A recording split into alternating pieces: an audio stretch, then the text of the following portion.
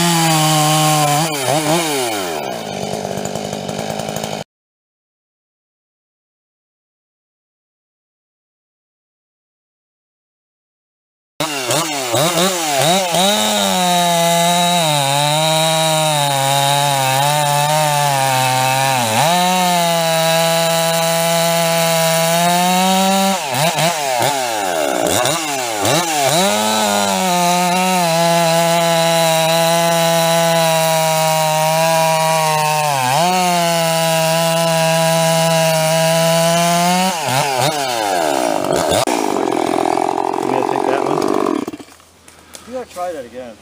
Which one? I was pushing hard on that, and it kept going. Which one's that? This one is getting close to running out of gas. He's got his earplugs in. He can't hear a thing I'm saying.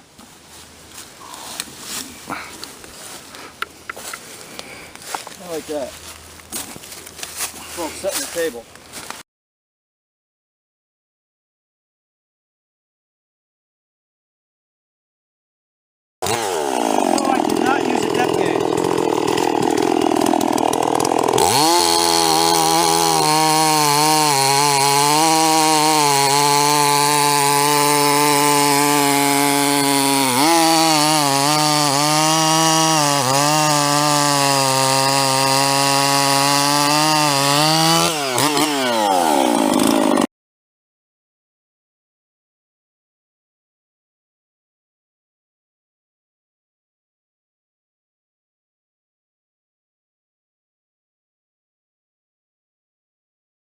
This is our supper fire going here. And since we're not going to be doing any more saw work, I'm ready for an alcoholic beverage. These are either going to be real good or it's going to be something that we'll never go near again. Johnsonville, which usually has a lot of good stuff, I haven't seen these yet. Some kind of chicken sausage, three cheese Italian style. So this could be pretty good or it could be gross. We're going to find out. Or we're going to. No, we'll put these right on the griddle once it burns down just a little bit. Just turn that pan. Cool. This is a good day. It was a good day. Worked our butts off. Us old farts.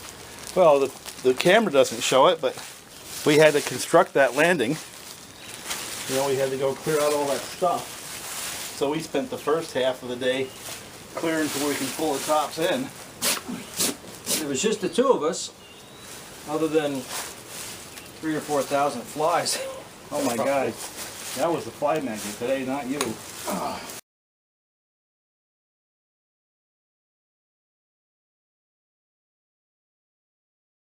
No, I get it now with Mary and her 440. That thing doesn't weigh a thing. No. I think the 440 and the 543, I'm giving them a tie on power. You know, I think the 543 is a nicer saw because it's way easier to start than anything I've ever seen. It's a little smoother. I think it's got a little more high end. It's a little faster. The other thing, you can push on it a little bit more. Yeah, but the other thing is the, you know, the 543 costs almost twice as much as the 440. Does it? Yeah. Now we were talking coming down the hill, you know, my whole take on the 40cc saw thing is, you know, for saw gooks like us, they gotta have one of everything in every size, in every color. It's really not a bad thing to have. And there's a place for it, it's nice and light, you know, but if you have, you know, some bigger stuff, say you got a 562 or whatever, you want something just for small stuff, yeah, it's good. But, you know, for me, the weight versus, you know, what you save in weight, what you give up in power, I'd rather have the 550. And I'm just going to talk about, you know, what you can still buy, not the other stuff that we're building from the junk pile. Because I think with the 40cc saw, you're gonna hit a ceiling as far as capability goes. You're gonna. Well, we did. We got yeah. to what, about 4 inches, 6 inches in that range? Well, I think once you start going in, up to 6 inches, it's a tie. Yeah. You know, once you start getting into 8-inch wood, you know, and there's a really nice, you know, 50cc saw there. You're putting the 40 down. So I just think it's a little bit heavier, yeah. It's going to cost a little bit more, but you get far more capability with a 550 than you will with a 543. But then, Well, you know, you know, they're not meant to have the same capability either. I didn't get a chance to really measure the fuel usage, but that little 440 ran a long time on a tank. Yeah. Well, the 543, and that was out of gas when we did our little filming there. Yeah, But that was only its third tank. And it's finally starting to wake up. More big equipment coming up the hill, I think. Probably Greg. Well, let's see what we're doing. Either that or I got a dead cow. Oh, this is cool. Get the camera on this tractor. Oh, Alice. Yeah. That's Greg. That's a beautiful Alice D17 right there.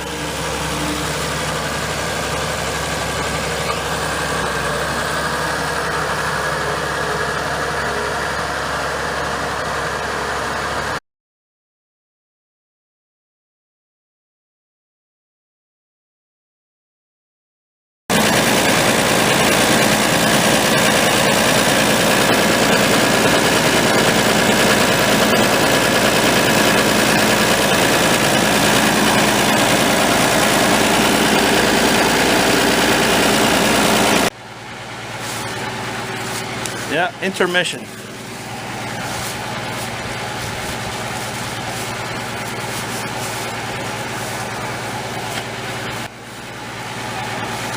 Yeah, basically he said another calf was born. I'm gonna have to go find that when I get back to the house.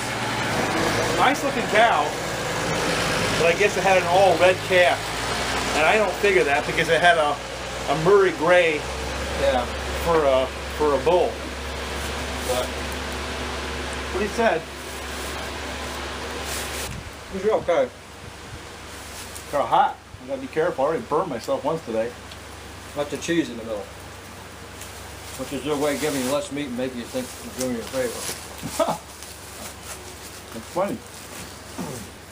Yeah, I was messing around with that 440. It threw a chain. I don't know why. I think the small mount bars, or maybe it's just a 325 chain, they get pitched easier than the 3/8. Well, I think it's that stupid toolless chain thing. It's never quite as tight. I had the same problem with the 455 too, though. They'll throw a chain a lot faster than a 372. Greg wants me to get cutting on the hay. I think I want to do his field first, because I want to get the Timothy to grow up in mine. Right now it's all orchard grass is up, the Timothy hasn't come in. Mm-hmm. So if he wants to cut his field, sure. I'd rather wait until the Timothy shows up. I'd really like to see it go to seed and then cut it. I guess today we went up and made the landing, cleared out a bunch of brush. You use that weed whacker with a blade. And I crashed around the tractor for a little bit. Yeah, so now we have the upper landing and the lower landing. I ran a whole bunch of saws and broke up a whole bunch of tops. Skidded some tops up there from down that hole. Yeah. Found the limits of traction. Yeah, some of those tops didn't want to come out. No. It's good day in the woods. Good workout. Of course, that's the beauty of a chainsaw, is they can come out in ever smaller pieces and if we have to. Of course, that one we tried to get out there, that thing was, what, about 50, 60 feet long? Yeah. The problem was it was centered, it was balanced on that one ridge, and until I could get that thing to put weight on the back of the tractor, I wasn't going to get any traction. You know, last time we were sitting in front of the fire like this, our feet were soaking wet and freezing. It's been a long season. It was a cold winter. I don't know how it was for you down there. Same. It was brutal. Burned so much freaking wood. Oh my God. That milk house was full, Bob. That thing was full. That's got to be more than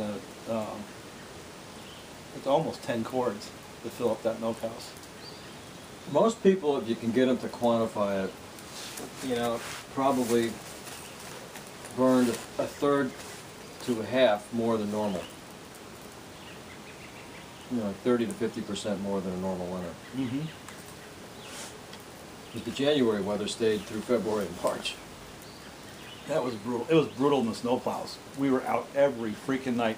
Because if it wasn't snow, it was melt off that froze on the road that we had to go get salt on. It was a long winter. Guys were really, really tired by the end.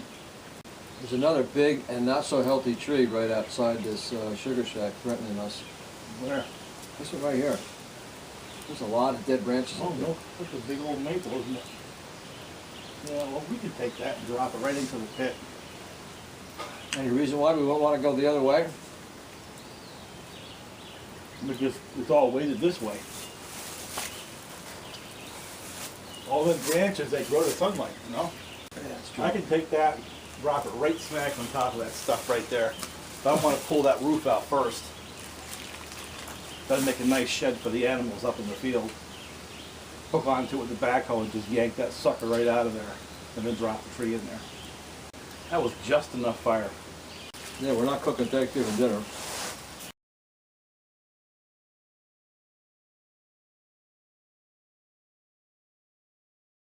So from the saw's perspective, you can sum it up to me, at least I can sum it up in about a paragraph. 40cc saws are not worth it to me, to be honest with you. But I understand it for Mary, I really do. Because I ran that little 440E, you know, knocking down saplings and just the little branches. And it gets to that stuff quick and it doesn't weigh anything. It's pretty easy to start. I mean, that's kind of what I was saying before. They're really light and they're nice.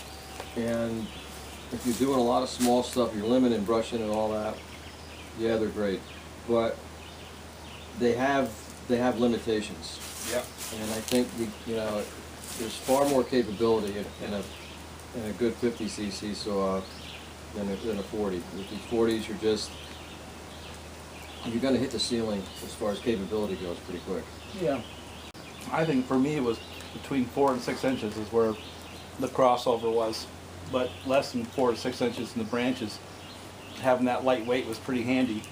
But kind of like you said, if you or I were to pick the first saw to go do that work, it'd be a 50. Yeah. Yeah, very small penalty in weight, you get way more power. I mean, the next question is this: is for the ladies. The 440E is a current product, and so is the 543. Yep. And what does $200 get you? It's smoother. It starts easier. A little more chain speed for sure. You know, whether that's important or not to the average person, probably not. From a power standpoint, to me it felt like a statistical tie. Yep, I agree with that. That was a tie. Yeah. The 543 is stock. you know, you have to also, you have to admit that the muffler mod Oh, that woke it right on up. that 440 made a huge difference. If that was completely stock, it wouldn't have been a tie. That's true. That's true. That saw was actually pretty anemic until you let it breathe.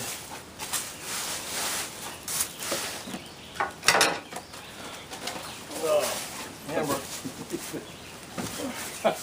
We're gonna have dessert with Debbie. That's it. There used to be a place in Colorado, and oh god, it was kind of funny. It was a twist on the Dunkin' Donuts. It was Debbie Does Donuts. Yep, you can read between the lines there. Of course, they used to close it down and move to a different place. They close it down again.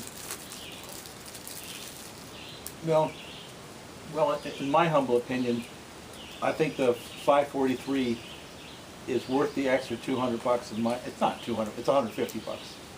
Right.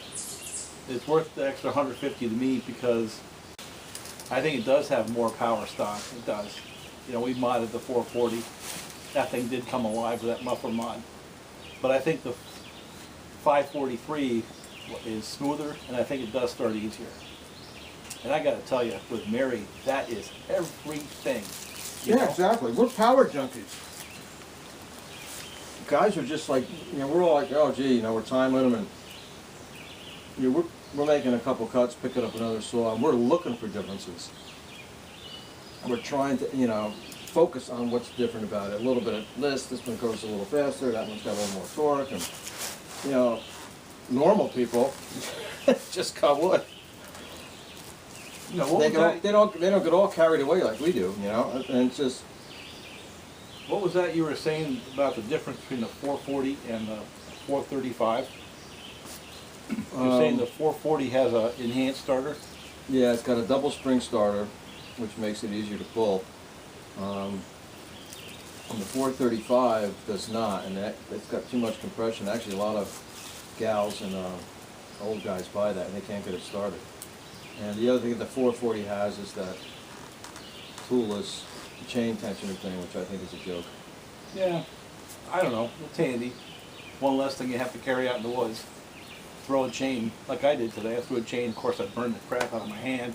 I grabbed the hold of the muffler. That's a different deal. Yeah, and if you had one hand on the saw and one hand on a scrunch, you wouldn't grab the muffler. Mm-hmm. So you can blame that stupid device on your burnt fingers. Yeah, we should point out that we're looking at this a little different because, you know, we're comparing these things to saws, you know, that are absolutely going to kick their behinds, which is what happened. But we're going to have another episode here with a couple of gals running saws and explore what options they have, and they're going to have different parameters for judging the saw than we do.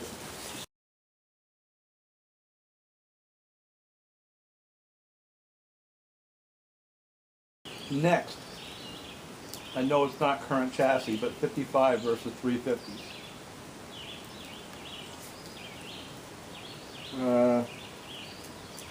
There's a little more weight, generally a little more vibration with the older ones.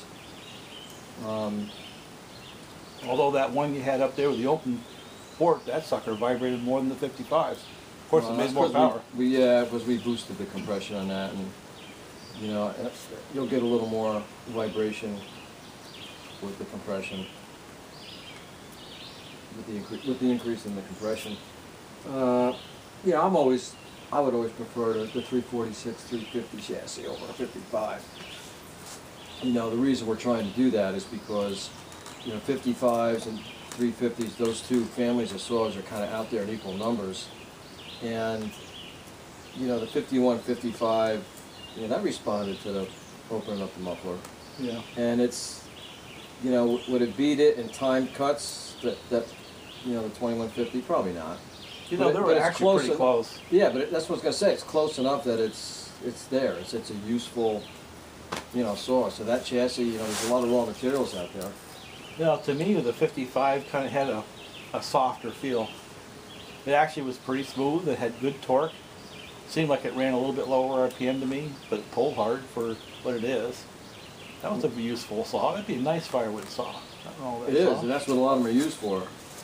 You know, it was only smooth because that, you know, I never measured the squish in that 2150, but that, I know that's when because I did that, and I know that's when the vibrations arrive. But, you know, they should. If you look at they used to rate them in a catalog, and the 55s had way more vibration as far as, you know, what they measure in the Oh, lab. because of the anti-vibe. Yeah, because you're looking at, you know, the old rubber mounts versus the springs. Next question.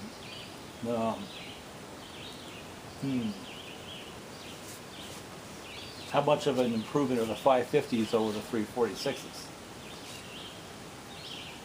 I was loving that 550 today. Yeah, it was. It was just, it's so smooth. It feels really good. It's just, it's an improvement. It's an improvement. It's not, you know, it's not throw your 346 in the garbage improvement, but it's a nicer saw. I could run that thing all day.